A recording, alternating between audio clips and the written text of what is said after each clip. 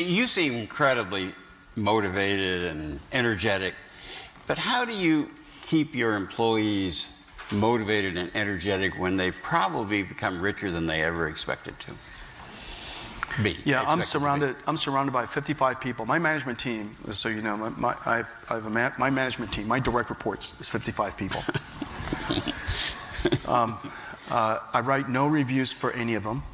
I give them constant reviews, and they provide the same to me. My compensation for them is the bottom right corner of Excel. I just drag it down. Literally, many of our executives are paid the same, exactly to the dollar. I know it's weird. It works. And I don't do one-on-ones with any of them unless they need me. Then I'll drop everything for them. I never have meetings with them just alone. And they never hear me say something to them that is only for them to know. There's not one piece of information that I somehow secretly tell E-staff that I don't tell the rest of the company. And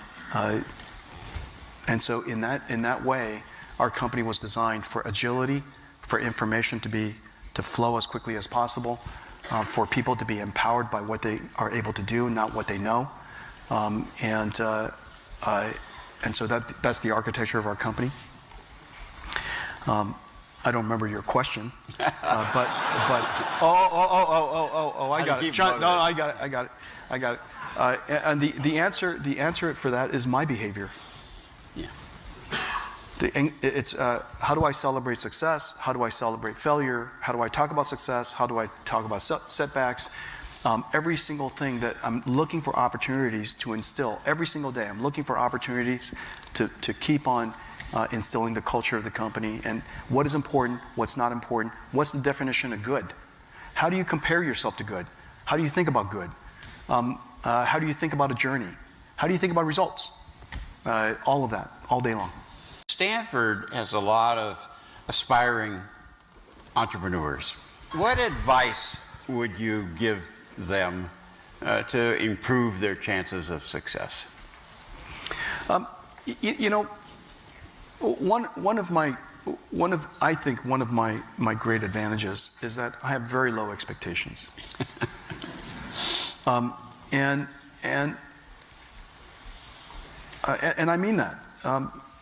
Most of the Stanford graduates have very high expectations.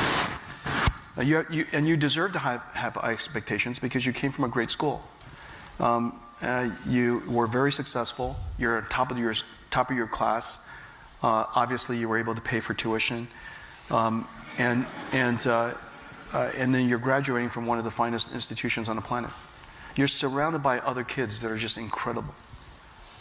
You should have you naturally have very high expectations. People with very high expectations have very low resilience.